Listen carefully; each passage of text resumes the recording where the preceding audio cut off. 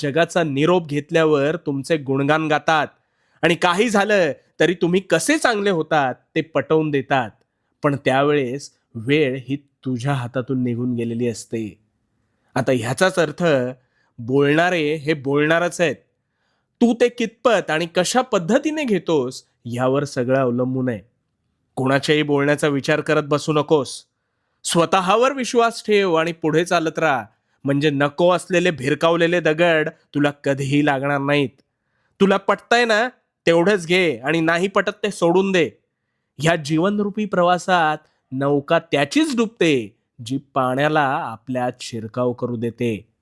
त्यामुळे न डगमगता न घाबरता मार्गक्रमण करत राहा आणि भिवू नकोस.